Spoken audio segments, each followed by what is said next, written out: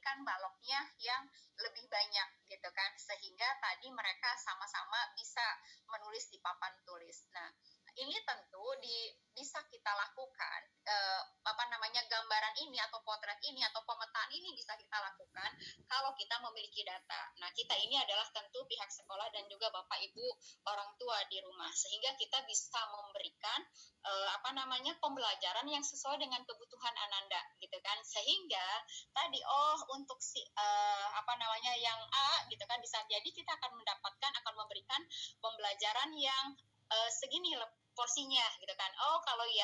Kalau yang B, dia harus lebih, tidak 1 tapi 1+2 mungkin dalam prosesnya.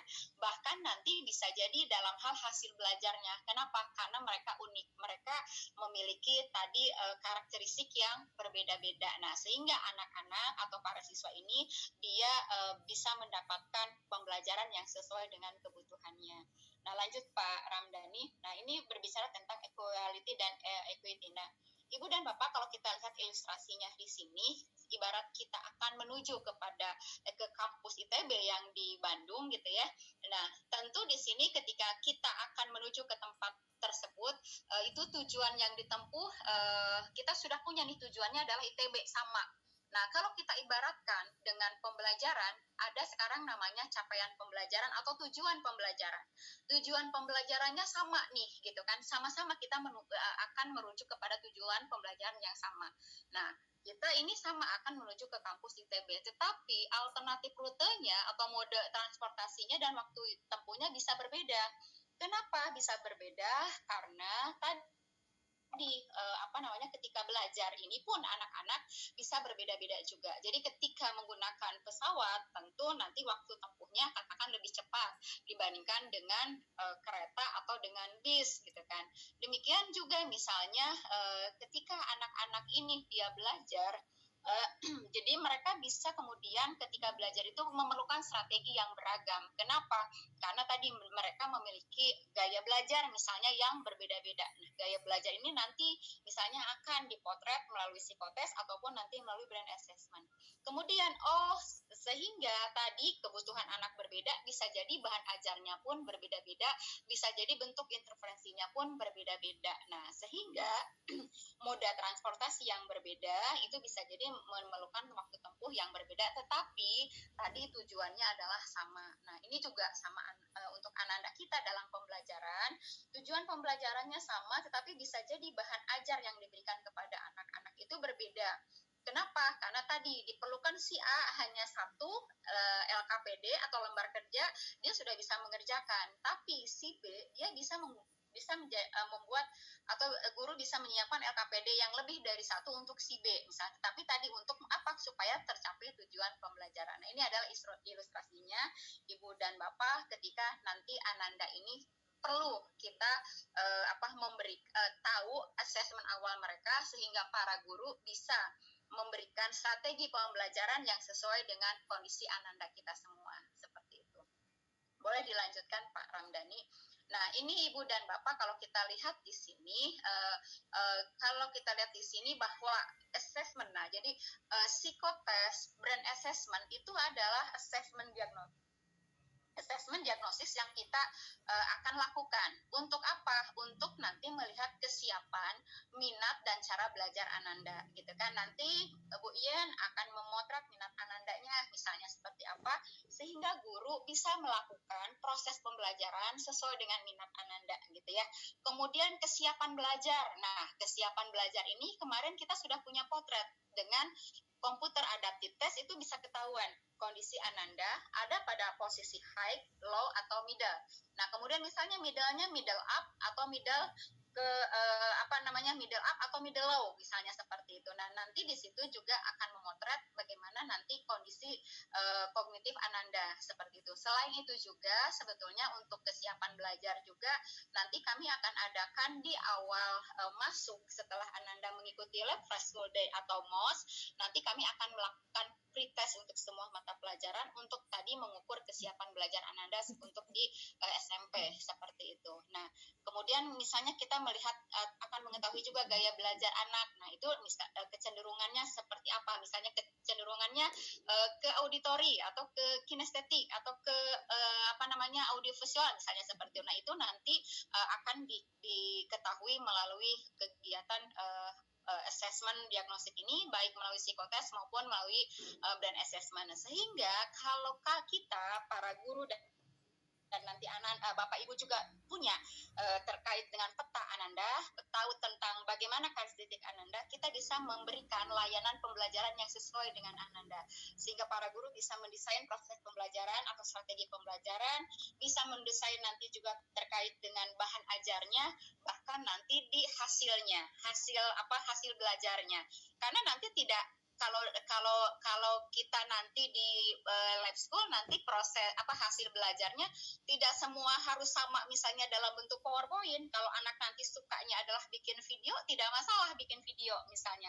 Oh, nanti misalnya mau saya bikin tulisan, silahkan. Mau bikin poster, silahkan. PPT, silahkan. Misalnya seperti itu.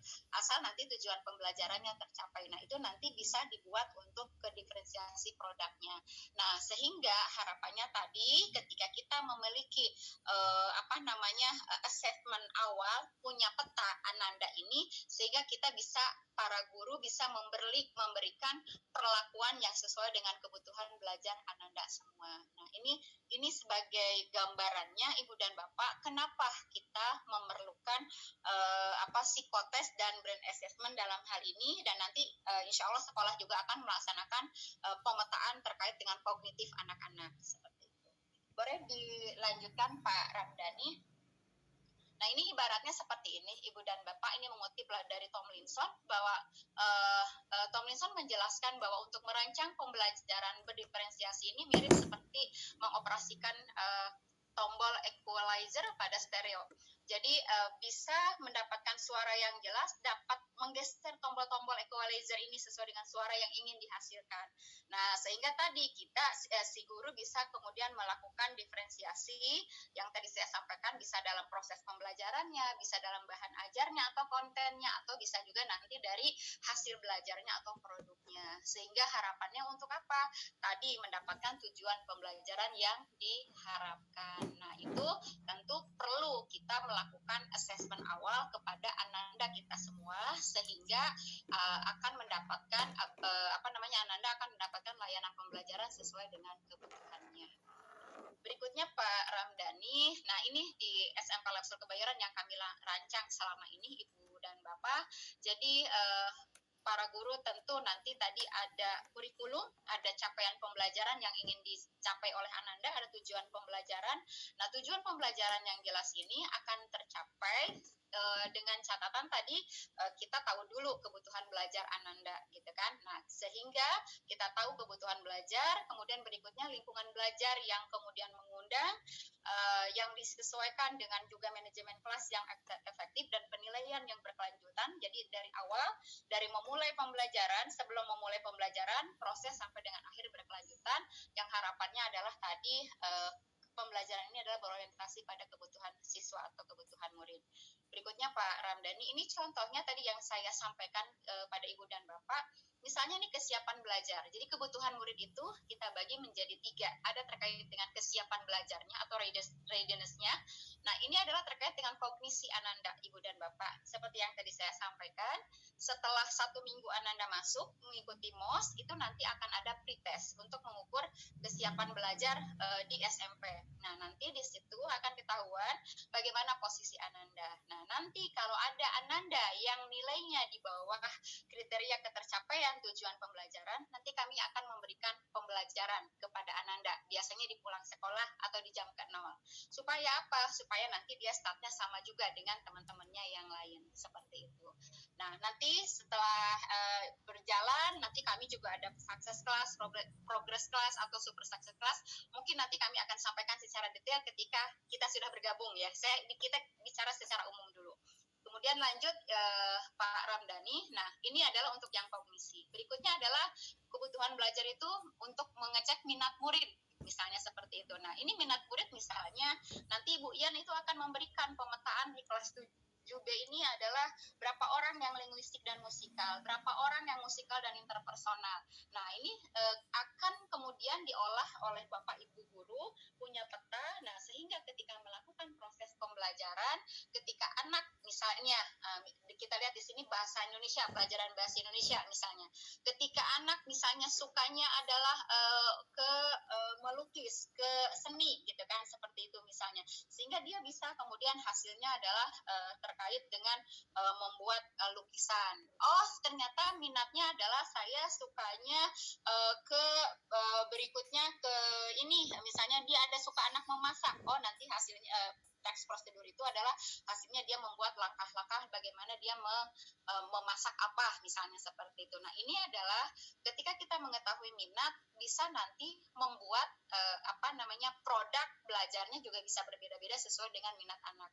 Harapannya apa? Tadi anak tidak merasa bosan seperti itu. Nah, yang terakhir adalah, boleh dilanjut Pak Ramdhani, kebutuhan belajar murid itu adalah terkait dengan yang terakhir ini dengan profil belajar murid gitu kan. Jadi kita tahu learning profilnya, misalnya nanti kita tahu klasifikasi IQ-nya, bagaimana kemudian model berpikirnya, penerimaan informasinya, dominasi otaknya. Nah, ini nanti ketika kita sudah tahu ini, nah para guru bisa menyesuaikan dalam hal tadi pembuatan penyiapan sumber belajar, kemudian kontennya juga, kemudian berikutnya bisa jadi juga tadi ketika penerimaan informasi juga bisa di hasil belajarnya juga didiferensiasi. Nah, ini adalah hal-hal yang kita perlukan di asesmen awal ini sehingga para guru di sekolah dan Bapak Ibu orang tua di rumah bisa mendampingi ketika kita sudah tahu bagaimana peta ananda kita semua. Kemudian selanjutnya Pak Ramdhani. Nah, ini adalah Ibu dan Bapak. Selain itu juga SMP Lab School Kebayoran, nah ini saya sekaligus juga menyampaikan kepada Ibu dan Bapak supaya nanti siap-siap. Kita sudah melakukan transformasi digital dalam pembelajaran. Meskipun tadi transformasi digital itu bukan hanya kemudian digitalisasi dalam hal teknologi gitu ya, tetapi juga terkait dengan mindset, dengan budaya seperti itu. Nah, tetapi ini juga terutama di bidang teknologi kita bawa kepada anak-anak ini sesuai dengan kebutuhan zamannya gitu kan. Jadi kita kembangkan kodratnya, kemudian disesuaikan juga dengan kebutuhan zaman, di mana sekarang teknologi juga sangat dekat dengan anak-anak, sehingga pembelajaran pun kita gunakan kita di dalam pembelajaran kita gunakan teknologi. Doakan tahun ini ketika Ananda masuk 2023-2024 ini setiap kelas kita sudah terpasang dengan CCTV yang digital sehingga supervisi atau bisa merekam kegiatan di kelas seperti itu. Nah, kemudian dilanjutkan Pak Ramdhani, ini kenapa sih penting ketika penggunaan digitalisasi atau penggunaan teknologi di dalam pembelajaran?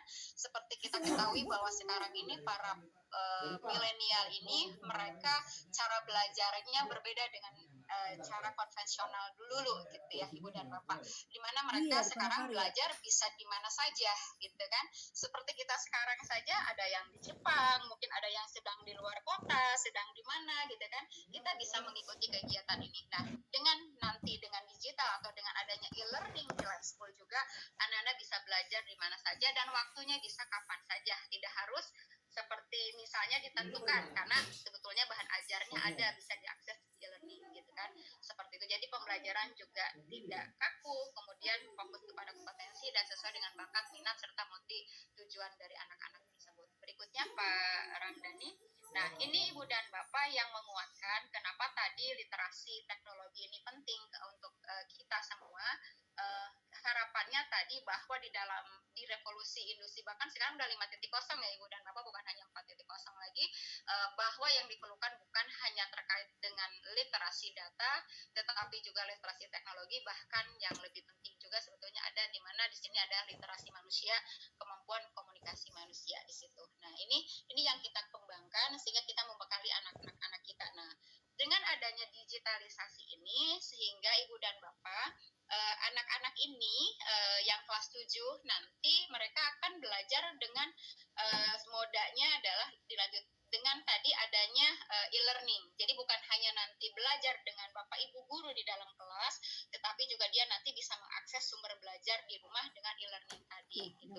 Nah, untuk kemudian ke sekolah, nanti buku-bukunya juga sudah berupa buku-buku digital.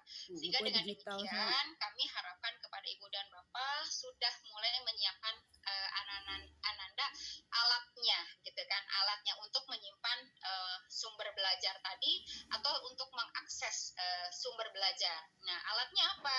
Boleh laptop, boleh tablet seperti itu ya Ibu dan Bapak, boleh tab gitu ya. Mau iPhone silahkan, mau Android silahkan, mau laptop silahkan. Nah, tapi mungkin nanti perlu kami garis bawahi ketika nanti mereka assessment atau penilaian, kami menggunakannya adalah laptop seperti itu. Nah, nanti silahkan disesuaikan dan kami pun tidak mematok harus satu merek yang sama, boleh berbeda-beda asal nanti bisa digunakan untuk anak-anak belajar seperti itu. Dilanjut Pak slide-nya. Nanti ini kami sampaikan kepada Ibu dan Bapak supaya nanti disiapkan Ananda ketika masuk di kelas 7 itu sudah disiapkan alat atau device-nya untuk tadi mengakses sumber belajar. Karena semuanya kita sudah mulai ke digitalisasi. Nah, ini adalah Smart School ya, Sampel Lab School Kebayoran. Jadi harapannya adalah kami mencoba beralih untuk ke digitalisasi ini. Perpustakaan sudah mulai dan alhamdulillah juga di lab school sudah tidak ada blind spot sekarang Ibu dan Bapak, sehingga anak-anak bisa akses wifi untuk belajar di mana saja seperti itu. Nah, kemudian berikutnya di ruang kelas sudah kami lengkapi dengan wifi juga, kemudian kalau komputer dan segala macam perangkatnya juga sudah kami siapkan untuk tadi memudahkan anak-anak seperti itu. Berikutnya Pak. Nah, ini yang diharapkan di Sampel Lab School Kebayoran. Jadi antara sentuhan manusia dan teknologi, kemudian harapannya adalah karakternya tetap terjaga, tetap kuat, karena itulah inti dari pendidikan di Sampel Lab School Kebayoran, dan juga pembelajarannya menyenangkan. Kenapa? Karena disesuaikan dengan kebutuhan anak-anak, sesuai dengan kesukaan anak-anak juga, sehingga di sini memadukan sentuhan manusia dan juga dengan sentuhan teknologi secara seimbang. Nah, terakhir Pak Ram, nah ini yang yang nanti akan didapat oleh Ananda dengan transformasi digital ini, sehingga guru-guru tadi menggunakan bahan digital, baik buku teks, buku penunjang, bahan ajar lainnya, kemudian bisa akses video atau audio dengan tadi disampaikan melalui digital. Kemudian berikutnya bukan hanya bahan ajar yang digital juga, lanjut Pak, adalah juga learning management systemnya. E-learning kami juga sudah kembangkan sendiri dengan berbasis mudah menggunakan e-learning, dan selain itu juga Ibu dan Bapak guru juga bisa mengakses platform yang lainnya juga. Jadi bukan hanya di e-learning. Oleh karena itu memang diperlukan alat untuk menunjang ini. Selanjutnya adalah juga terkait dengan tadi kalau ada kegiatan-kegiatan yang sifatnya sinkronus atau asinkronus ini, nanti kita bisa menggunakan platform-platform ini. Tetapi kalau sekarang sudah lebih sedikit lebih banyak ke PTM ya. Ini banyak digunakan ketika kemarin kita dalam kondisi pandemi. Kemudian juga terkait dengan kuis, assessment tools-nya juga sudah menggunakan assessment tools yang menggunakan platform teknologi seperti itu Ibu dan Bapak. Nah, kemudian yang terakhir yang mau saya sampaikan kepada Ibu dan Bapak, bahan ajarnya juga sudah kami buat untuk bahan ajar yang sifatnya adalah menggunakan platform teknologi. Nah, terkait dengan itu mohon kiranya nanti Ibu dan Bapak menyiapkan Ananda semua untuk platformnya, dan untuk kepentingan pemetaan untuk Ananda, untuk mengetahui bagaimana tadi minatnya, bagaimana kemudian profil belajarnya, kami memerlukan lembaga yang terpercaya. Dalam ini adalah kami memilih Ibu Ien sebagai lembaga psikologi yang selama ini menemani Sampel Lab School Kebayoran, dan untuk brand assessment kami kemudian memilih lembaganya adalah di bawah Dr. Eka. Nah, mohon kiranya nanti Ibu Ien dan Dr. Eka menyampaikan seperti apa sih psikotes dan BA ini, sehingga Bapak, Ibu, orang tua mendapatkan gambaran yang lengkap juga. Nah, demikian Ibu dan Bapak paparan singkat dari kami. Semoga ini menambah persepsi kita atau wawasan kita bahwa pentingnya brand assessment dan psikotes, di mana di sini adalah untuk pemetaan Ananda kita, sehingga ketika kita sudah punya peta bagaimana kondisi Ananda, Bapak Ibu guru di sekolah bisa memberikan layanan belajar yang sesuai dengan kebutuhan para Ananda semua. Baik itu melalui strategi belajar yang beragam, atau melalui konten yang beragam, atau juga nanti melalui hasil belajar yang beragam yang disesuaikan dengan kebutuhan Ananda atau para murid semua. Demikian dari saya. Selanjutnya saya kembalikan ke Ibu Tia. Terima kasih. Assalamualaikum warahmatullahi wabarakatuh. Waalaikumsalam warahmatullahi wabarakatuh. Terima kasih Bu Yati atas paparannya pagi ini yang sudah membuka kepada kita semua tentang apa tujuan dari kegiatan brain assessment dan psikotes kita hari yang akan datang. Bapak Ibu sekalian, kita akan mendengarkan pemaparan dari Ibu Deswarita Erianti yang akan nanti bersama dengan anak-anak melakukan kegiatan psikotes ya di tanggal berapa ya Mbak ya? Tanggal 5 ya? Ya. Tanggal 5 April, di tanggal 5 Mei. Saya kok mau pastinya mau April aja. Tanggal 5 Mei. Baik, kepada Ibu Yen, dipersilakan. Terima kasih Bu Tia. Ya Bu Yen. Bismillahirrahmanirrahim. Suara saya terdengar Bu Tia? Terdengar dong. Assalamualaikum warahmatullahi wabarakatuh. Waalaikumsalam warahmatullahi wabarakatuh. Selamat pagi, salam sejahtera buat kita semua. Yang saya hormati Bu Yati, Bu Tia, Miss Lilis, Pak Ramdhani ya. Hari ini juga ada guru ya, tapi belum walas ya Bu Tia ya. Ada Bu Lulu. Kalau walasnya belum ini, belum ikut. Oke, Bu Lulu, ya mungkin ada tim BK yang lain juga, terutama kepada orang tua siswa kelas 7 SMP Lab School Kebayoran tahun ajaran 2023-2024. Ini Masya Allah ya Bu Tia ya. Untuk tahun ajaran 2023-2024 itu SMP Lab School Kebayoran sudah siap. Tadi saya agak speechless itu dengan paparan Bu Yati, keren banget Bu Yati. Ya, insya Allah ini juga saya surprise sekali Bu Tia, partisipan sudah 216. Masya Allah ya, hampir 100% nih Bu Yati orang tua yang hadir ya. Seperti yang Bu Yati sampaikan, memang kami, lembaga kami sudah lama kerjasama dengan Lab School. Saya juga udah lupa ini sampai berapa tahun ya. Yang saya tahu banget dari saya lulus dari Fakultas Psikologi UI, sampai akhirnya kami pun menitipkan putra-putri kami di Lab School Kebayoran ya. Dan sudah lulus, ada yang sudah lulus kuliah, ada yang sudah kuliah ya. Jadi alhamdulillah Lab School membantu kami sekali dalam pembentukan anak-anak kami baik secara karakter atau juga secara kognitif ya. Kepada orang tua siswa kelas 7 semua, saya juga mengucapkan selamat ya buat Bapak Ibu karena putra-putrinya telah diterima di salah satu sekolah terbaik di Indonesia ya. Ini kesempatan bagus buat kita semua, buat Bapak Ibu ya. Karena kalau menurut saya Lab School itu tidak hanya fokus pada akademik, tapi juga sangat membantu kita sekali dalam membantu pembentukan karakter yang baik pada anak-anak kita. Seperti yang tadi disampaikan Bu Yati. Tapi saya lihat itu banyak sekali tuh Bu Yati, pembaharuan dan hal-hal baru gitu yang kayaknya agak merinding tuh tadi saya Bu Yati pada saat memaparkan ya. Masya Allah. Tapi balik lagi kalau menurut saya, sebagus apapun program, sebagus apapun sistem yang telah dibuat oleh pihak sekolah ataupun oleh pihak Kemendikbud, tanpa peran serta dan keikutsertaan orang tua itu juga nggak akan optimal ya Bu Yati ya. Nah makanya ini berita bagus sekali nih pagi ini yang hadir 216, Masya Allah. Ini menunjukkan kehadiran keikutsertaan orang tua SMP Lab School Kebayoran untuk angkatan ini luar biasa. Insya Allah ini suksesnya nanti akan lebih besar di Bu Yati ke depannya. Oke baik ya, tadi Bu Tia sudah memperkenalkan saya izin share screen ya Bu Tia. Silakan Bu Yen. Ya, baik. Jadi ini saya bagian pertama ini ya untuk penjelasan psikotes ya. Kita menamakan psikotes untuk putra-putri Bapak Ibu semua yang kalau menurut Bu Yati tadi ini salah satu cara untuk mengidentifikasi kesiapan belajar putra-putri Bapak Ibu ya.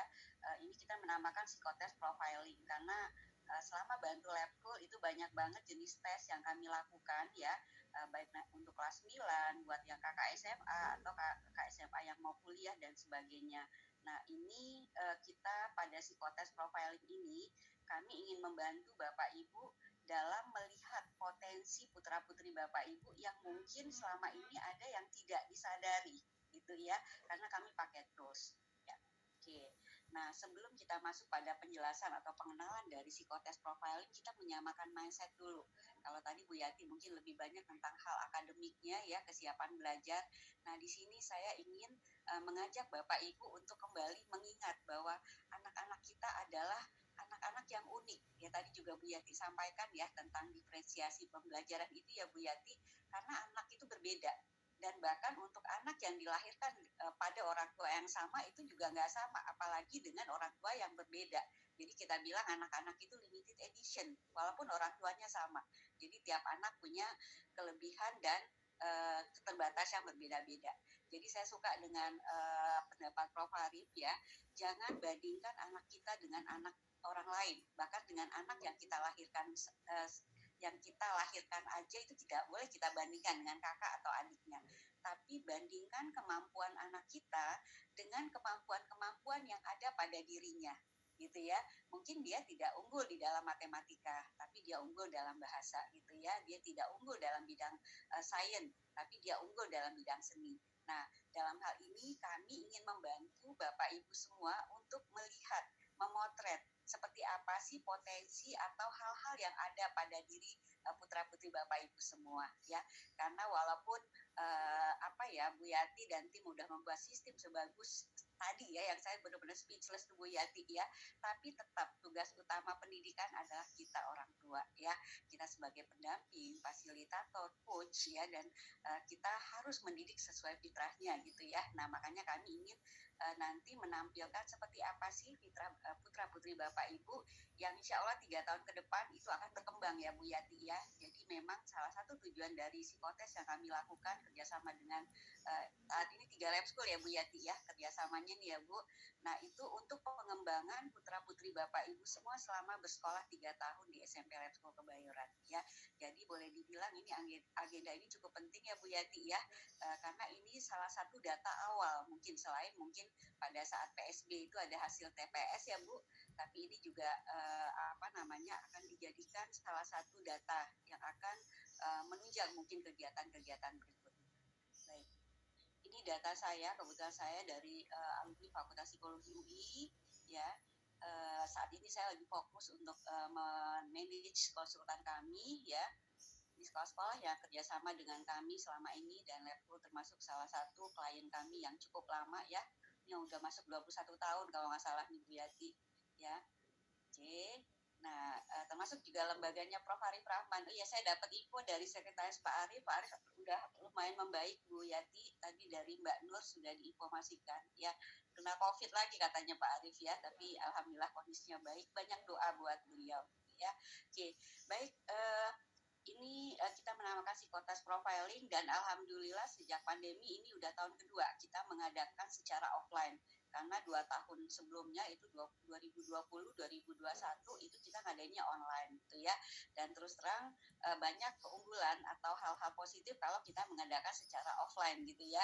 Mungkin Bu Tia dan tim BK itu bisa merasakan pada saat online, tapi alhamdulillah ya seperti Bu Yati bilang tadi, banyak kemajuan teknologi yang harus kita manfaatkan. Mungkin kita belajar dari kondisi pandemi kemarin ya Bu Yati ya. Jadi kita punya alternatif, bahkan kita bisa mempercepat peningkatan kemampuan anak dengan IT yang ada gitu ya. Tapi untuk psikotes ini memang kami lebih memilih untuk offline saat ini karena banyak keunggulannya gitu ya. Nah, ini untuk teknis supaya kita bisa bersiap-siap Bapak Ibu, karena ini kegiatannya relatif dekat dengan libur lebaran ya Bu Yati ya. Jadi mungkin yang mau liburan atau mau keluar kota, keluar negeri itu bisa mengantisipasi. Kita sudah sepakat itu kegiatannya secara klasikal Jumat 5 Mei 2023 ya. Oke. Nah, saya juga mau berterus terang bahwa untuk psikotes ini kan alat bantu. Kami second opinion, kami pakai tools gitu ya. Kalau dari validasi atau akurasinya dari penelitian yang ada, psikotes itu maksimal 70%. Tapi kami coba lebih optimal lagi, karena Masya Allah sekolah itu di lab school ada Bu Yati orang tua yang bilang ini 100% anak saya sekali gitu ya. Padahal sebenarnya kalau dari penelitiannya ada paling tinggi 70%. Nah itu artinya anak-anaknya benar-benar siap gitu ya pada saat psikotes. Nah makanya kami harapkan juga pada saat pelaksanaan psikotes Ananda diingatkan Bapak Ibu untuk sarapan dulu sebelum tes karena itu lumayan lama tesnya dan lumayan menyedot energi gitu ya. Nah kemudian pada saat malamnya itu istirahat yang cukup. Nanti juga tim BK mungkin ada sosialisasi ya atau ada edaran Bu Tia ya untuk menyampaikan ini. Dan Ananda juga kondisi fisiknya sehat. Jadi kalau ada yang saat psikotes itu lagi sakit, demam, itu sebaiknya diinformasikan kepada pihak SMP Leksko Kebayoran supaya nanti mungkin kita ada susulan gitu ya. Karena tes dalam kondisi yang tidak sehat itu hasilnya nggak optimal. Ya sayang gitu ya. Nah Ananda juga diminta membawa peralatan ya seperti yang dituliskan. Nah ini kita juga ada rundown yang sudah kita sepakati ya dengan pihak SMP Leksko Kebayoran dengan Miss Lilis ya waktu itu ya Miss ya. Nah jadi ini kan kita kegiatannya hari Jumat ya. Pasti nanti ada terpotong nih dengan sholat Jumat, tapi nanti kita lihat kondisinya. Tapi kami harapkan Ananda itu hadirnya in time Bapak Ibu ya. Karena kalau saran saya memang kalau untuk psikotes itu jangan sampai telat. Karena kalau misalnya on time pun itu kan anak apalagi dengan mereka baru kenal dengan lingkungan Leksko Kebayoran ya pasti ada cemas-cemasnya atau bagaimana gitu ya. Jadi kalau bisa in time itu diingatkan gitu ya atau diajak pada saat waktu yang lebih awal gitu ya. Nah itu nanti ada registrasi dan ada pengkondisian siswa. Ini pengkondisian ini penting sekali kalau menurut saya karena Ananda belum mengikuti orientasi atau LFSD ya, namanya di Leksko Kebayoran. Jadi ini salah satu cara juga untuk kami nanti menjelaskan dan menerangkan dan Bapak Ibu juga mungkin setelah acara ini bisa juga menjelaskan ke siswa karena yang saya ingat tahun lalu ada siswa yang cemas ya mengikuti pemeriksaan psikologi ini beranggapan ini akan nanti membuat dia tidak jadi diterima di SMP Leksko Kebayoran. Jadi ini hanya untuk pemetaan, profiling gitu ya, bukan tes seleksi gitu ya. Itu mungkin bisa dijelaskan juga nanti Bapak Ibu ya. Nanti kami juga pada saat sebelum tes ini juga akan sebelum kegiatan akan mensosialisasikan juga kepada Ananda ya. Pelaksanaannya lebih kurang dari jam 7.30 sampai jam 12. Cuman karena ada waktu sholat Jumat, kemungkinan ada yang agak telat atau agak siang selesainya ya. Ini kami sampaikan supaya mungkin Bapak Ibu bisa antisipasi waktu pada saat penjemputan. Nah untuk pakaian ini kan belum seragam SMP belum ada ya Bu Tia ya Bu Yati. Mungkin nanti bisa disepakati dengan seragam SD. Karena kalau menurut kami lebih baik pakai seragam dibanding pakai baju bebas karena itu juga berpengaruh biasanya ya. Oke. Nah kami juga menamakan tes profil ini sebenarnya tes minat bakat ya karena kami ingin melihat minat dan bakat yang ada pada Ananda gitu ya. Definisi minat yang kami pakai ini seperti yang ada di slide ya. Jadi kalau minat ini adalah dipengaruhi oleh faktor eksternal. Jadi dukungan orang tua, lingkungan ya, itu minat ini bisa berkembang. Jadi kalau menurut saya minat ini bisa dikembangkan dan bisa dimatikan. Dan kalau menurut pengalaman saya di SMP Leksko Kebayoran, minat-minat anak ini bisa berkembang dengan baik karena sangat difasilitasi. Nah nanti kita akan lihat itu minat-minat apa sih yang ada pada Ananda dan itu nanti akan di follow up dan akan ditindaklanjuti untuk lebih optimal lagi di SMP Leksko Kebayoran. Kemudian bakat ya. Bakat ini juga merupakan bawaan atau hal yang menetap pada Ananda gitu ya. Nah, nanti kita lihat juga bakat-bakat apa sih yang ada pada Ananda. Di sini juga kami ingin menggarisbawahi bahwa potensi-potensi itu yang dikembangkan pada anak sebenarnya tidak akademik aja. Ini kebetulan saya mengutip dari Undang-Undang Sisdiknas ya. Jadi di lab school seperti yang tadi Bu Yati sampaikan itu banyak sekali ya penguatan karakter yang dilakukan di lab school. Nah memang potensi itu sebenarnya ada 5 ini Bapak Ibu. Nah kami mungkin lebih banyak memotret emosional dan sosial anak. Yang akademik ini kaitannya dengan kognitif gitu ya. Kalau untuk spiritual kebetulan kami belum ada toolsnya. Jadi ini untuk Bapak Ibu juga biar lebih lebih jelas gitu loh. Jadi nggak hanya akademik aja kok di sekolah itu yang dikembangkan gitu. Dan kami juga nanti akan menampilkan seperti apa sih kondisi emosional Ananda saat ini dan kemampuan sosial. Karena ini penting sekali dan ini juga akan menunjang akademik nantinya. Ya. juga kami ingin menyampaikan juga, karena setiap mendapat hasil psikotes, banyak orang tua lebih concern melihat IQ anak. Padahal sebenarnya banyak hal-hal lain yang mempengaruhi kesuksesan anak ya. Kebetulan selama membantu lab school saya memperhatikan dan saya kadang-kadang juga suka diskusi sama Prof. Arif gitu ya.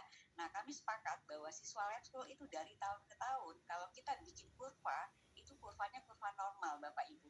Jadi anaknya sangat heterogen sekali. Jadi kalau ada yang bilang siswa lab school itu IQ-nya minimal 120, itu saya berani bilang tidak, itu tidak benar ya. Jadi sangat-sangat merata sekali. Ada yang rata-rata, di atas rata-rata, superior, very superior gitu ya.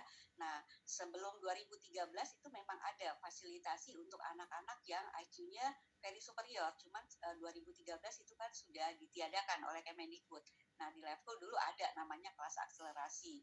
Tapi saya yakin dengan sistem yang dibuat tadi yang Bu Yati sampaikan, itu juga salah satu treatment untuk memfasilitasi anak-anak gifted, anak-anak yang IQ-nya di atas rata-rata teman-temannya. Karena kalau anak yang IQ-nya tinggi sekali, kalau kondisinya biasa aja, itu biasanya akan terjadi underachiever gitu. Nah, ini yang mungkin pihak SMP Kebayoran ingin ketahui, anak-anak ini IQ seperti apa gitu ya, untuk nanti bisa difasilitasi sesuai dengan potensi atau kemampuannya. Gitu.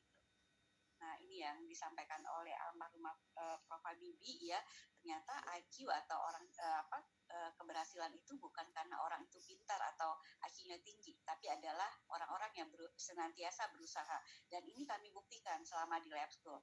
Banyak anak-anak yang IQ-nya hanya rata-rata, tapi prestasinya tinggi-tinggi sekali. Nah, ini membuktikan karena anak-anak itu punya semangat juang yang bagus, punya need for achievement yang bagus, dan dia juga memanfaatkan sistem-sistem yang ada di lab school itu dengan optimal. Sehingga walaupun IQ-nya rata-rata, tapi prestasinya itu luar biasa gitu ya. Dan ini saya perhatikan dari tahun ke tahun selama di lab school. Nah, ini sedikit hasil psikotes yang ini ya, ini bocoran sedikit nih Bapak Ibu ya, hasil yang akan kami berikan nantinya. Ini aspek-aspek yang akan kami potret, aspek-aspek yang akan kami assess nantinya, ya, yang akan kami sampaikan, gitu ya. Tadi ini masalah minat sudah disampaikan oleh Bu Yati. Itu saya surprise juga itu kalau ada pengelompokan untuk nanti Ananda bisa menghasilkan produk tertentu sesuai dengan minatnya. Itu keren banget itu Bu Yati ya. Nah, ini aspek-aspek ini nanti akan kita jelaskan lagi Bapak Ibu setelah ada hasil, kita akan ada seminar ya. Walaupun kami nanti ada narasi, ada deskripsi yang oleh tim kami akan dibuat dengan bahasa se-universal atau segeneral mungkin ya, tapi pasti ada juga pertanyaan ini maksudnya apa ya gitu ya. Nanti kita akan ada seminar hasil juga ya. Oke. Nah, mungkin itu saja karena saya waktunya dibatasi, ini kata Miss Lilis ya, karena ada Dr. Eka juga ya akan presentasi. Nanti kalau ada pertanyaan boleh open mic atau mungkin via chat room ya Bu Tia ya.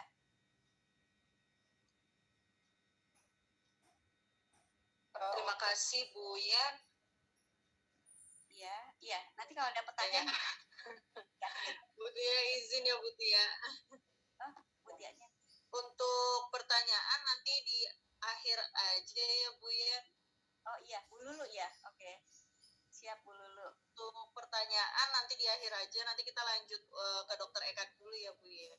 Oh oke, baik ya. Mungkin itu saja Bapak Ibu dari saya. Silakan kalau ada pertanyaan disiapkan gitu ya. Nanti insya Allah akan saya siap menjawab. Itu aja. Terima kasih. Assalamualaikum warahmatullahi wabarakatuh. Waalaikumsalam warahmatullahi wabarakatuh.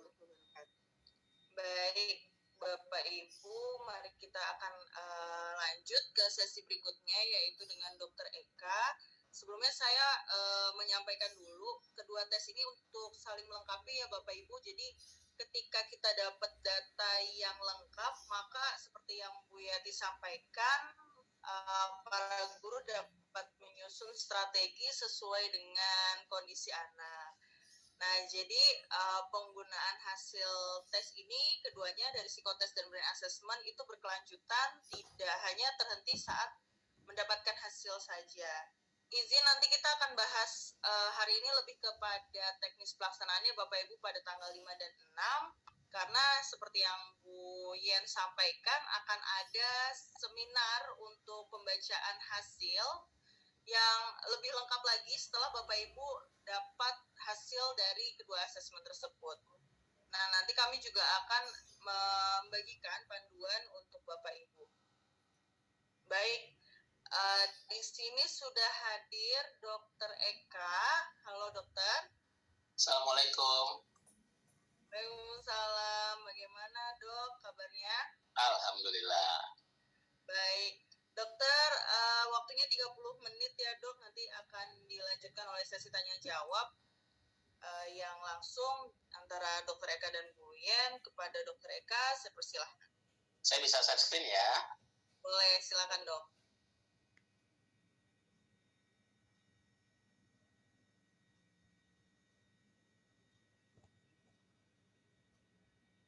Assalamualaikum warahmatullahi wabarakatuh. Puji syukur kepada Allah kita bisa bertemu di sini. Salawat dan salam kita sampaikan ke junjungan kita Nabi besar Muhammad SAW. Selamat pagi, terima kasih Bu Yati, guru-guru Lab Sky, dan terutama Bapak Ibu, orang tua, wali murid Lab School yang saya hormati dan saya banggakan. Lab School. Jadi memang itu adalah sapaan kita kalau di Lab School ya, kalau kita berkata gitu.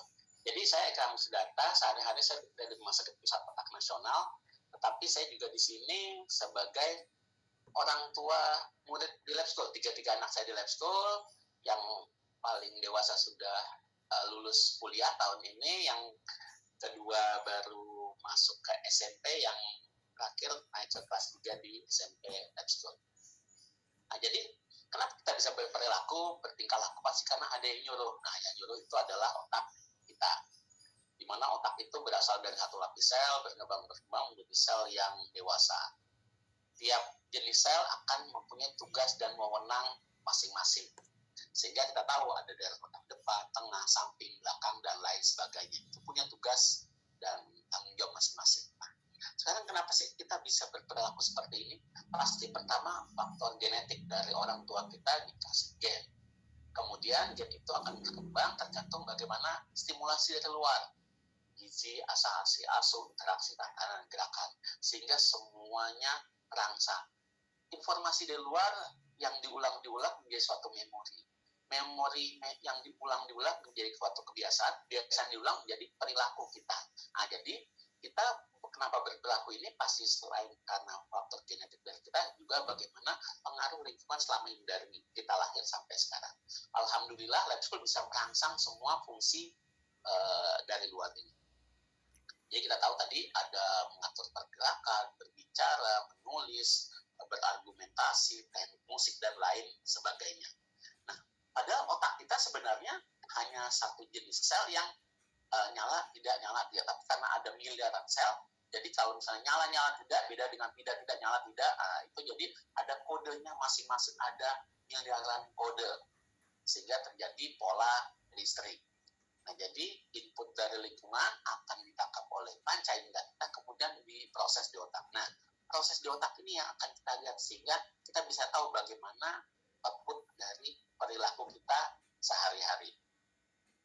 Nah, kita tahu secara umum kalau sel yang berdekatan, kalau frekuensi sama akan saling menguatkan, sel yang berjauhan dengan frekuensi berbeda akan saling melemahkan, sehingga akan timbul perbedaan amplitudo dan frekuensi. Secara umum ada 5 jenis frekuensi yang ada di otak: delta, theta, alpha, beta, dan gamma.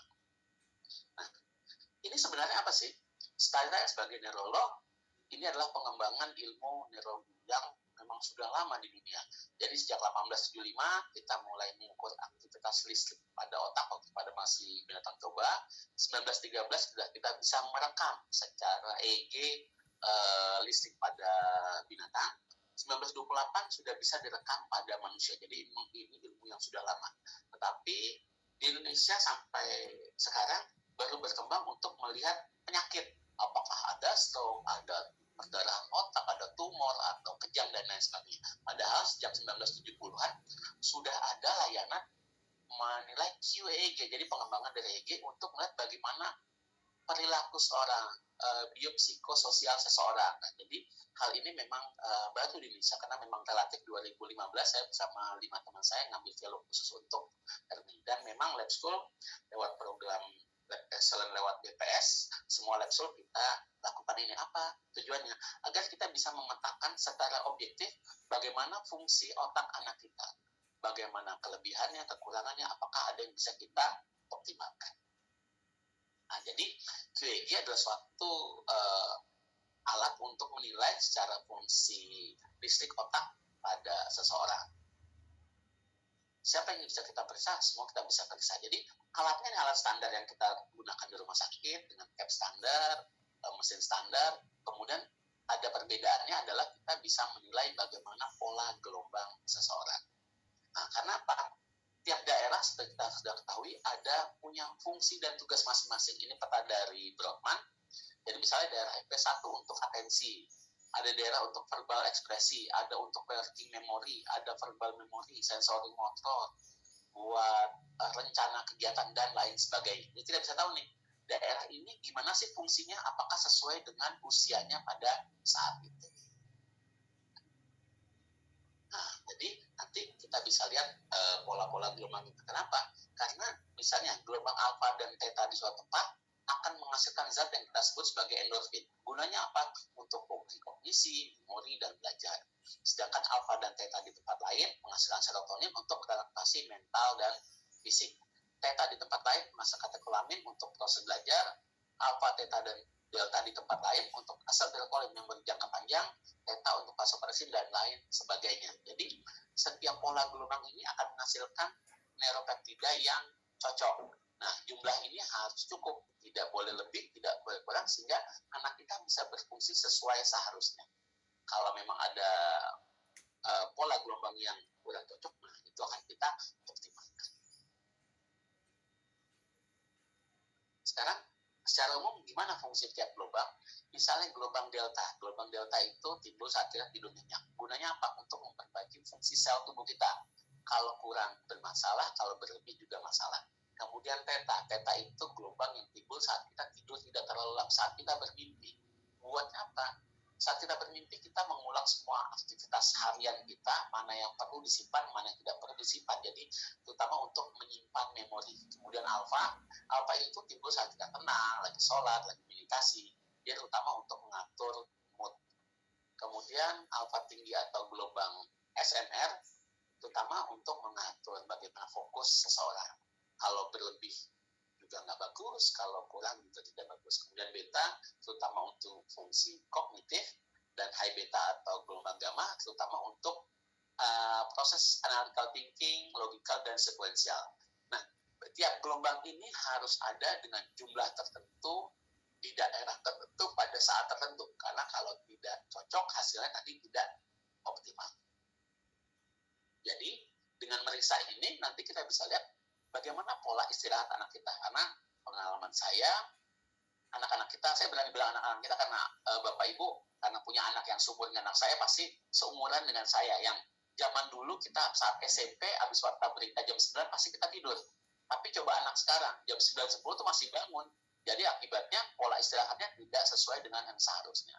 Kita bisa lihat bagaimana dia aware terhadap lingkungan, bagaimana daya ingat, bagaimana konsentrasi, manajemen stres, regulasi emosi, fokus, sebagai inovasi, dan bagaimana cara dia pengambilan keputusan. Nah, nanti hasilnya kan seperti ini. Nah, ini memang kalau di bawah apa sih? Ini Sandiaga Ruperт, memang ini hanya neurolog yang bisa membacanya. Dari ini nanti kita lihat bagaimana pola gelombangnya. Jadi mungkin kalau kita rekap secara matematik, gambarnya seperti ini nih. Misalnya ada gangguan tidur, sensitif pada lingkungan, tapi tidak bisa mengatur emosi, tidak bisa konsentrasi, tidak dapat kreativitas, dan lain sebagainya. Nah, sebagai narasi, nanti Bapak Ibu akan dapat seperti ini. Misalnya, orang ini dia fokus pada hal detail. Dia mampu konsentrasi pada masalah dengan performa baik dan cukup semangat. Jadi kita bisa lihat, ada yang baik, sangat baik, cukup ataupun kurang. Nah, tapi dia kurang fokus pada lingkungan. Jadi dia kalau menyelesaikan masalah berdasarkan apa yang dia anggap benar, belum tentu itu dibutuhkan oleh lingkungan. Sehingga kurang mampu memecahkan masalah secara proporsional. Karena dia sulit untuk menerima hal baru. Dirinya bekerja orientasi diri sendiri. Walaupun dia mampu bergaul dalam kelompok, bisa bersosialisasi dan memahami dan menerima pendapat orang. Orang ini cepat memecahkan suatu masalah.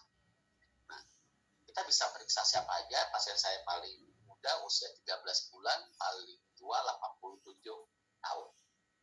Jadi cara periksa gampang, cukup duduk, tenang, santai, kita pasang cap. Total pemeriksaan mungkin sekitar 5 menit, sama masang-masang alatnya total 15 menit, jadi ya ini cepat untuk kita kerjakan. Nah, ini sewaktu pandemi tetap kita kerjakan, tapi tetap kita dengan protokol kesehatan yang ketat.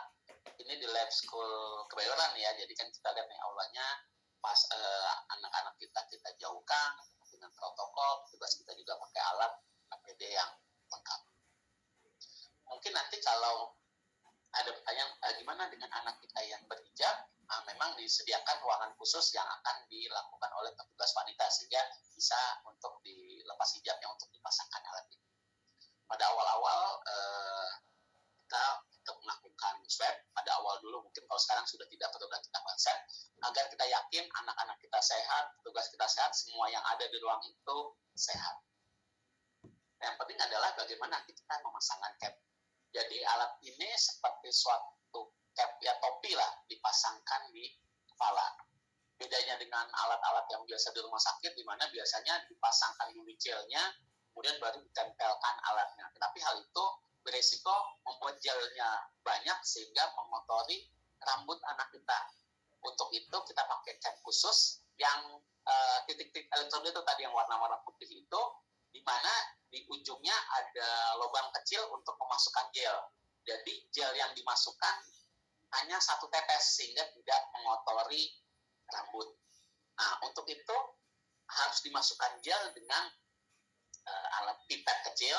Jadi nanti adik-adik bisa lihat ini seperti alat jarum suntik, tapi bukan jarum suntik karena apa? Ujungnya adalah pipa dari karet sehingga bisa memasukkan gel ke lubang-lubang di kepala. Nah, kita lihat dimasukkan gel. Nah, ini jadi akan dimasukkan gel. Ini tidak perlu takut, tidak perlu panik karena memang hanya diberikan gel. Jadi seperti cairan buat menempelkan elektrode. Memang seperti alat jarum suntik, tapi ujungnya adalah pipa dari karet. Jadi lentur, tugasnya adalah memasukkan cairan ke lubang di titik-titik ini.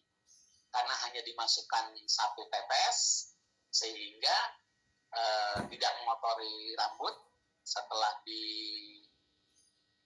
dilepas, nanti tinggal langsung dilap saja dengan tisu. Nah, jadi nanti tidak usah panik adik-adik kita. Dan sesuai dengan standar kesehatan, pasti alat itu akan kita lakukan sterilisasi sehingga bisa dilakukan pemeriksaan yang berikutnya. Nah, ini nanti akan didapatkan hasil dari ini kita bilang namanya pemetaan otak. Kenapa kita bilang peta? Karena bentuknya seperti gambar peta. Mungkin Bapak Ibu ingat dulu zaman pelajaran kita SMP, kalau melihat peta itu, oh kalau gunung itu warnanya coklat, laut itu warnanya biru, hutan itu warnanya hitam, tergantung ketinggiannya. Nah, sama, tergantung jumlah gelombang di daerah itu. Di daerah ini deltanya berapa, deltanya berapa, alfanya berapa, betanya berapa, dan gamanya berapa. Nah, nanti kita bisa ambil kesimpulan. Misalnya apa? Aspek atensi, yaitu kemampuan psikologi dan neurologis untuk memilih, mempertahankan, dan memusatkan perhatian. Nah, ini contoh salah satu anak lab school SMA ini.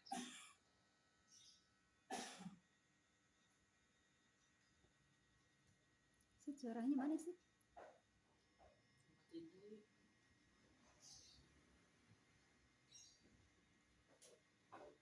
Mana sih suaranya mana nih?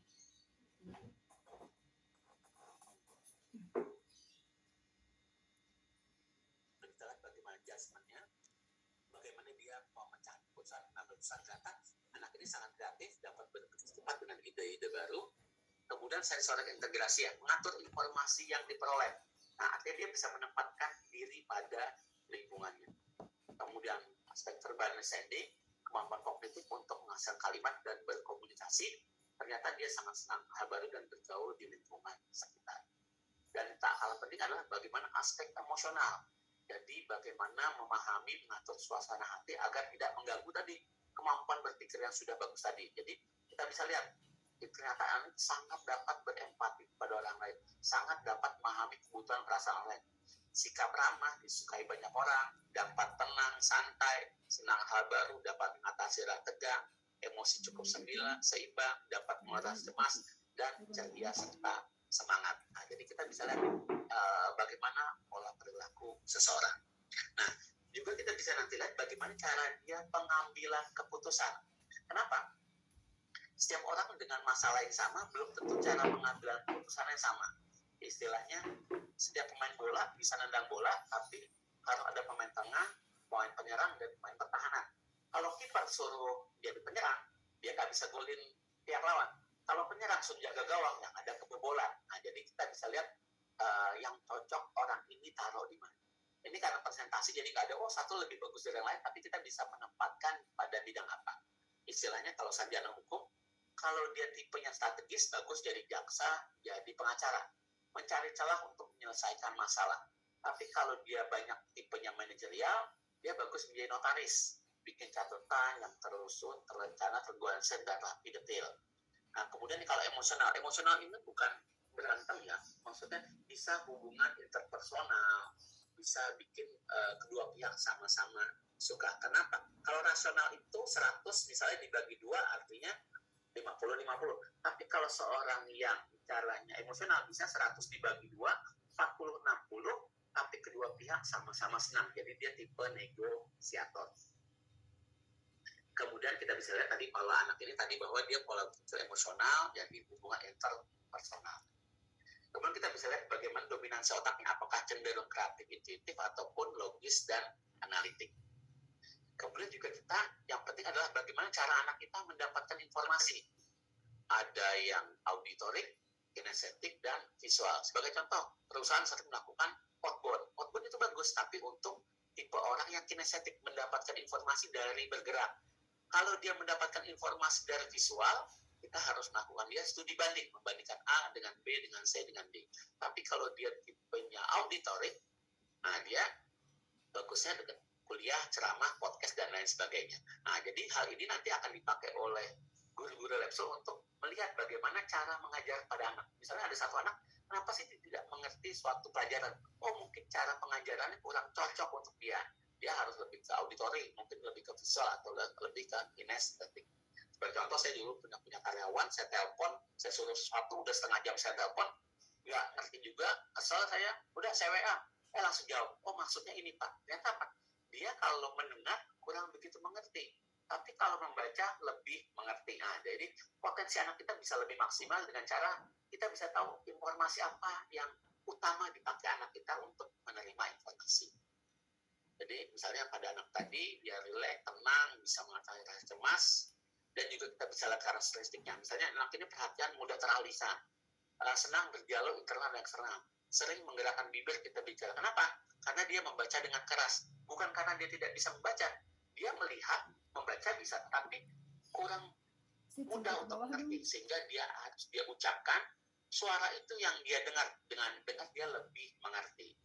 Anak ini sering menggunakan jari, kita bicara, banyak menggunakan isyarat tubuh. Artinya apa? Dia tipenya kinestetik. Dengan bergerak, dia mendapatkan informasi. Jadi, anak yang baik itu adalah duduk diam tenang. Enggak juga, tergantung bagaimana pola gelombang yang ada di otak. Nah, nanti juga kita bisa lihat grafik kecocokan yang ada. Karena makin tinggi kecocokannya, makin mudah dia di bidang tersebut. Tapi kalau kecocokannya rendah, ya makin sulit di bidang tersebut. Jadi, tidak ada pola gelombang yang salah, tapi kita bisa menempatkan. Sebagai contoh, anak saya lulus dari lab school, dapat undangan ke UI, masuk ke fisik komunikasi. Di sana IP-nya bisa 3,9. Kemarin sudah pulang dari Australia, tinggal wisuda di sini. Kenapa? Karena buat dia ilmu komunikasi itu buat dia gampang, segala macam. Gini. Tapi saya ngeliat kuliah bikin apa Kak?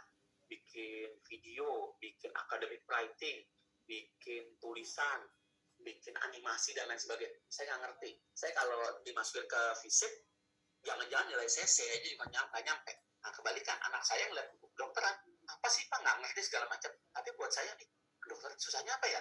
Saya masuk dulu dari SMA, masuk ke UI dengan tanpa bakat, lulus FKUI saya kumlot, saya ngambil spesialis, saya ngambil konsultan, ngambil itu, ya kayak anak SD naik kelas 1, kelas 2, kelas 3, gampang-gampang aja, nggak ada yang susah. Nah, karena apa?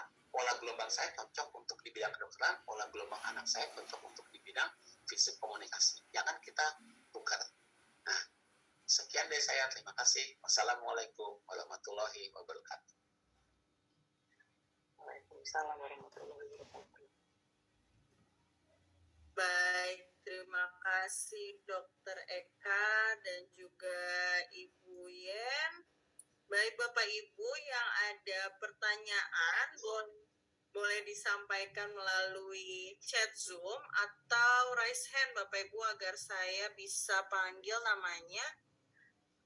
Untuk pertanyaan di chat Zoom ada satu nih Bu Yen. Bu Yen, apakah sudah ada di tempat? Sudah Bu Lulu, silakan. Iya, baik. Ada satu pertanyaan Bu Yen di chat Zoom. Bu Yen mau tanya untuk psikotes materi yang perlu dipelajari anak-anak seperti apa? Oke, baik. Sebenarnya kalau untuk psikotes sih nggak perlu belajar ya Bapak Ibu ya, putra-putrinya ya. Karena kalau belajar, baca-baca buku-buku psikotes itu malah jadinya confused ya.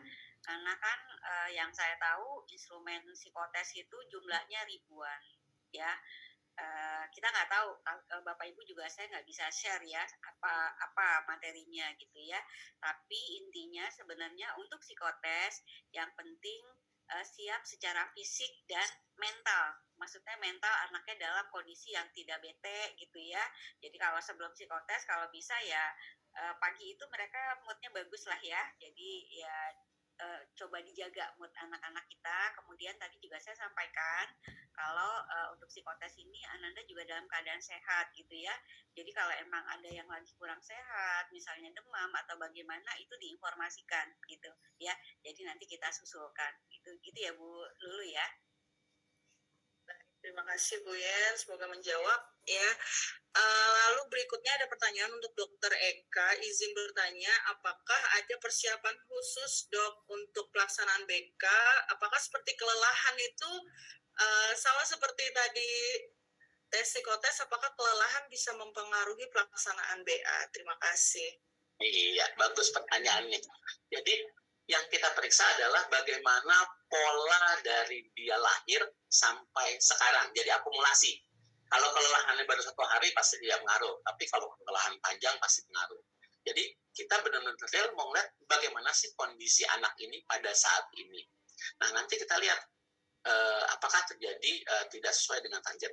Mungkin kalau persiapan kalau bisa keramas itu aja, karena tadi kan kita mau nempelkan gel gitu ya. Kalau rambutnya kotor apa segala ya gelnya sulit untuk menempel, mungkin itu aja. Kalau yang lain sih sama seperti ya harian dia kayak apa ya, itu yang kita akan periksa. Kenapa? Kayak kita kalau mau check up ke rumah sakit, oh kalau mau check up makannya diatur, lo kan ngebohongin artinya. Ya harian dia gimana? Ya harian dia seperti itu yang kita nilai, kita periksa. Nah seperti itu. Dan juga saya sudah ini masukin ke grup chat ya, tinggal kalau mau lihat tadi presentasi yang tadi silakan dilihat. Baik, terima kasih Dokter. Sudah nanti ada di buku panduan yang akan kami sampaikan juga kepada orang tua. Di situ untuk brain assessment khusus laki-laki tidak boleh menggunakan ibu, jadi usahakan rambutnya bersih aja. Nah ini sudah ada yang raise hand, Ibu Syakila ya, boleh silakan pertanyaannya disampaikan. Oh Bapak, jadi kaget saya, silakan Pak. Ya baik, terima kasih Ibu Lulu. Saya Ode Sofyan, orang tuanya Syakila. Saya ingin bertanya mungkin nanti kepada kepala sekolah atau Dokter Eka gitu ya. Ini Mas tadi diterangkan sama Ibu Kepala Sekolah bahwa pembelajaran takdir frisiansi. Nah, pada saat ini kan nanti anak-anak kita akan dilakukan tes psikotes yang nantinya akan terpetakan anak-anak kita semua gitu. Nah, dalam prinsip pembelajaran apakah perlu kelas-kelas yang dikelompokkan berdasarkan hasil-hasil dari pengelompokan itu, karena memang kalau terlalu heterogen ini juga akan menyulitkan bagi guru untuk menerapkan proses-proses pembelajarannya. Nah, misalkan tadi kalau kata Pak Bu Yeti, anak yang auditori tentunya pasti akan berbeda dengan anak yang kinestetis gitu, walaupun tidak 100% kinestetis yang kecenderungan gitu. Nah, ini juga seperti itu. Apakah kalau tuh nanti hasilnya ujung-ujungnya digabung, ini juga nanti akan digabung dalam satu kelas, ini akan merepotkan guru mungkin menurut saya, karena guru akan mencari strategi-strategi yang harus menata laksanai anak yang kinestetis, anak yang auditori gitu dalam satu kelas yang sangat heterogen. Terus yang kedua, untuk nilai rapot, karena ini mungkin nanti karena tadi Bu Yeti juga mengatakan bahwa semua tujuannya sama ke Bandung, tapi mungkin jalannya aja yang beda, ada yang lewat Puncak, lewat Jonggol, atau lewat jalan tol gitu misalkan. Nah, ini apakah dalam nilai rapot itu nanti yang diperoleh dari hasil belajar akhir atau proporsional dari nilai proses pembelajaran? Artinya kalau nanti si anak ujung-ujungnya diambil dari nilai ulangan harian, ya nanti kami akan mungkin ujung-ujungnya akan bimbel lagi gitu ya. Tapi kalau diambil dari nilai proses, dari mengerjakan LK yang sudah ada dibuat oleh guru-guru lab school yang hebat-hebat ini, ya itu jadi lebih bagus. Jadi artinya ketika anak di kelas ketika berproses sudah kata Dr. Eka sudah bisa memproblem solving, sudah bisa mengambil keputusan, kan artinya pembelajaran itu sudah tuntas, artinya tidak perlu lagi adanya ulangan harian, sehingga ulangan harian hanya sebagai pengkonfirmasi saja. Mungkin bagaimana di lab school ini, mungkin itu saja Ibu atau Mbak Eka. Terima kasih.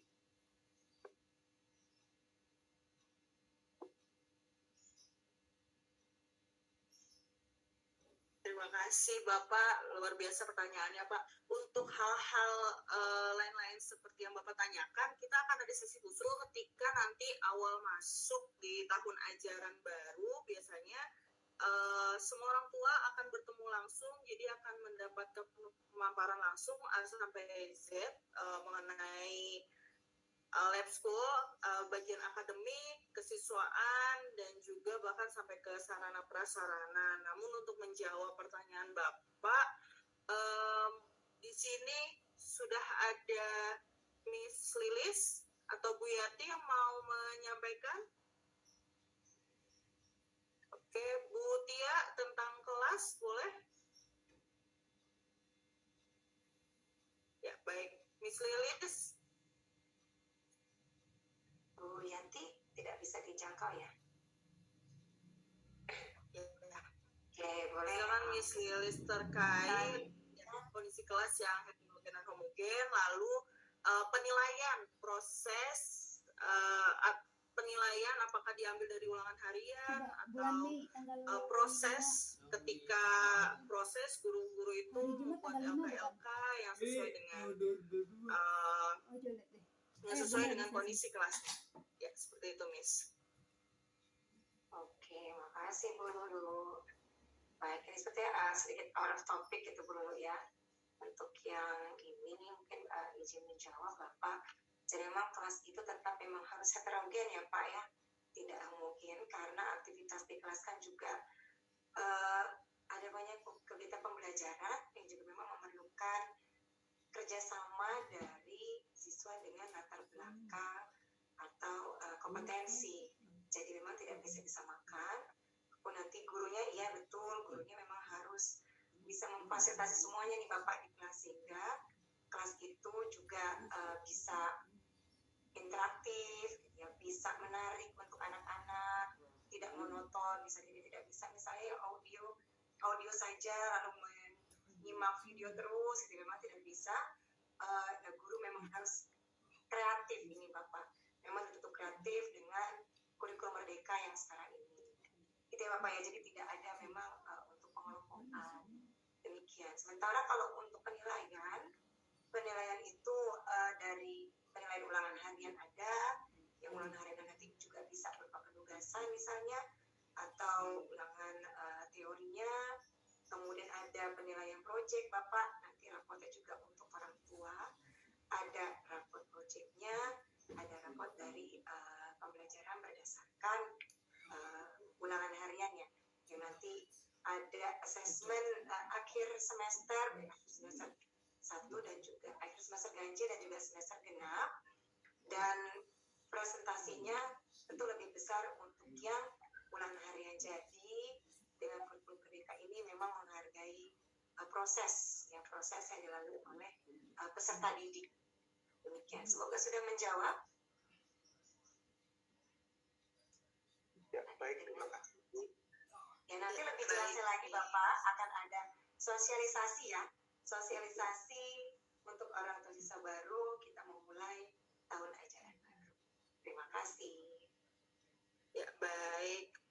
Saya akan beralih dulu ke chat room sebelum nanti ke Ibu Era ya, Bu.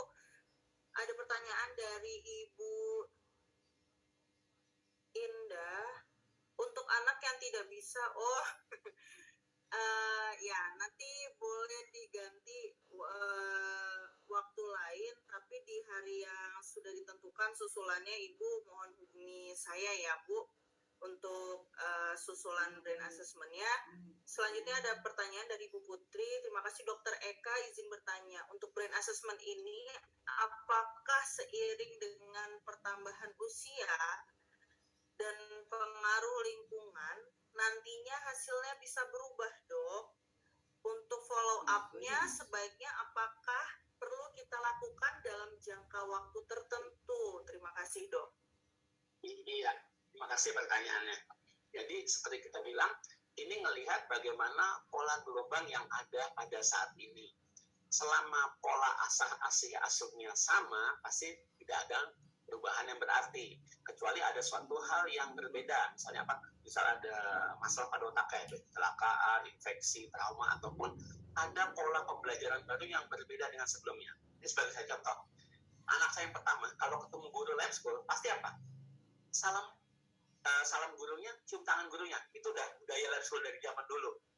Kalau ketemu guru. Tapi adiknya, kalau ketemu guru, nggak pernah salaman, nggak cium tangan. Kenapa? Karena adiknya pada saat masuk lab school pada zaman pandemi yang harus social distancing. Nah, jadi selama tidak ada perubahan pola pengajaran, pola gelombang otak tidak akan berubah.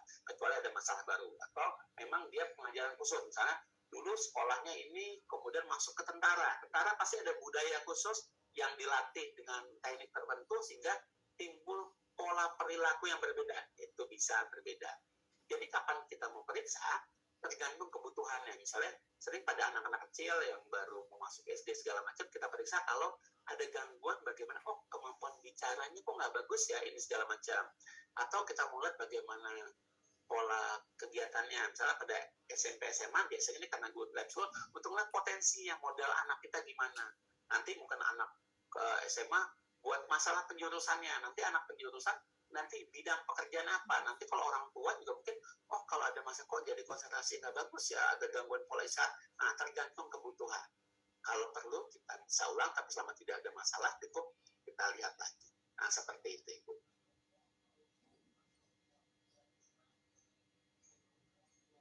Baik, terima kasih Dokter Eka. Selanjutnya beralih ke Ibu Era. Silakan Ibu, pertanyaannya boleh disampaikan.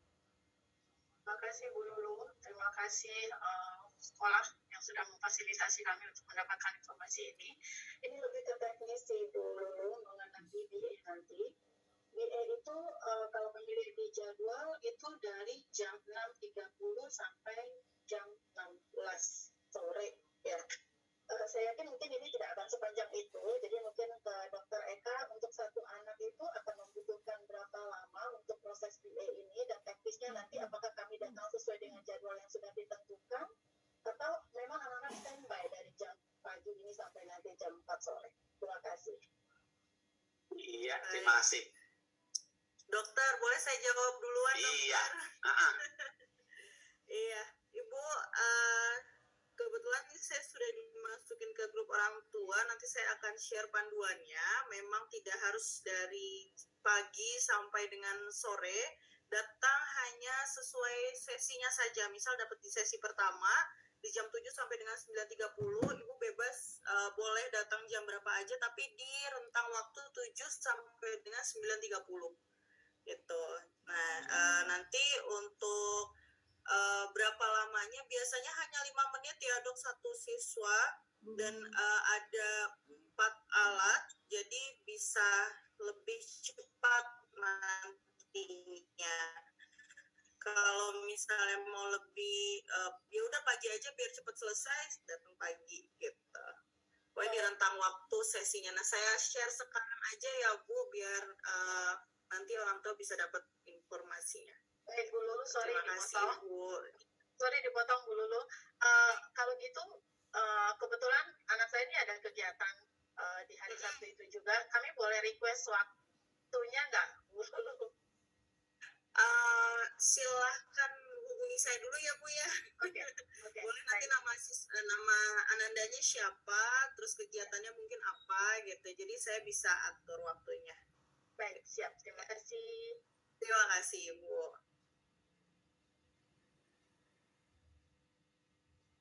Ya, Bapak Ibu, waktunya sudah 10.30. Mungkin masih ada satu pertanyaan lagi, boleh raise hand atau sampaikan di chat. Bu Lulu, halo. Iya, Bu Yen. Iya, tadi sepertinya ada orang tua yang bertanya di chat tuh, saya baca, apakah orang tua dapat hasil psikotes? Oh iya.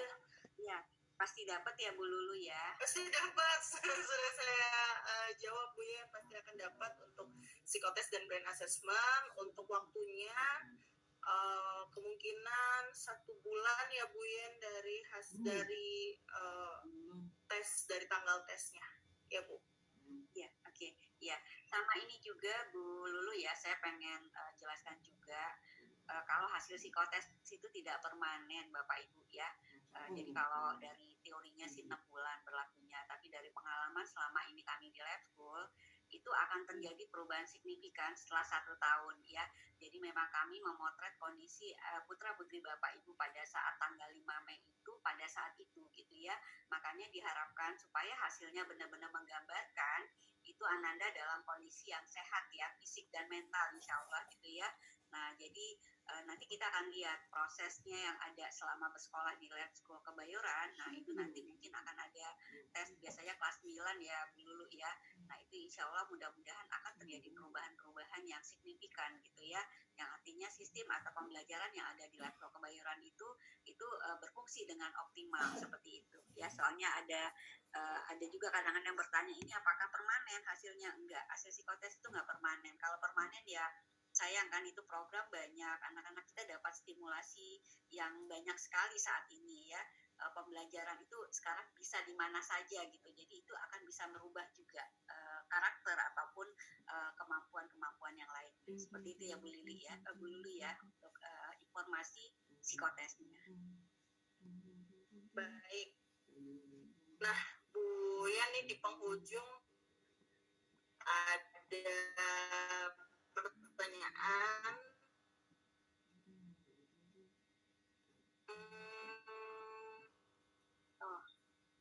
Ada saran ya? Apakah hasil dalam sekedar paperwork saja atau bisa konsul? Oke. Gitu Bu. Iya. Atau bisa konsul Bapak Ibu nanti untuk konsultasi kita setelah ada pembacaan seminar hasil, jika Bapak Ibu mau konsultasi, Bu Yan ataupun Dr. Eka akan memberikan nomor adminnya ya Bu. Tapi itu di luar dari tes yang paket yang sudah kita sediakan gitu. Baik, Bapak Ibu, ini karena waktunya sudah 10.30, saya akan kembalikan lagi ke Ibu Cynthia. Sembari saya akan menjawab pertanyaan-pertanyaan terkait teknis yang ada di chat. Kepada Ibu Tia, Ya, Bu Lulu. Ibu Cynthia, apakah ada di Zoom? Ada, Bu. Baik. Baik, terima kasih Bu Lulu. Saya balikan lagi kepada Ibu Tia. Terima kasih. Ya, terima kasih banyak Bu Lulu. Terima kasih juga untuk Dr. Eka dan Ibu Yen yang sudah memaparkan informasi tentang psikotes dan brain assessment yang akan dilakukan oleh anak-anak di tanggal 5 dan tanggal 6 yang akan datang. Bapak Ibu, Bu Lulu tadi juga sudah menyampaikan beberapa informasi di chat room dan di grup WA sudah ada juga gitu ya. Jadi nanti mungkin kalau ada informasi yang terlewat atau tadi kalau nggak salah ada beberapa orang tua yang menyampaikan bahwa Ananda tidak bisa hadir ketika pelaksanaannya, mohon bisa mengirimkan surat ditujukan kepada Kepala SMP Lab School Kebayoran. Nanti kami akan membantu untuk penjadwalan ulang, begitu ya Bapak Ibu ya, seperti itu. Jadi nanti suratnya boleh disampaikan kepada Ibu dulu melalui nomor WhatsApp yang sudah tersedia, atau Bapak Ibu bisa menghubungi Ibu Lulu melalui grup orang tua angkatan 23, seperti itu. Baik, terima kasih banyak Dr. Eka, Ibu Yen sudah meluangkan waktu bertemu dengan kita semuanya siang hari ini. Sehat terus ya selama berpuasa ini, alhamdulillah. Bapak Ibu juga ya, terima kasih banyak. Saya tutup dan saya akhiri, mohon maaf. Wassalamualaikum warahmatullahi wabarakatuh. Waalaikumsalam warahmatullahi wabarakatuh. Terima kasih. Terima kasih. Semuanya. Terima kasih semuanya. Sampai ketemu.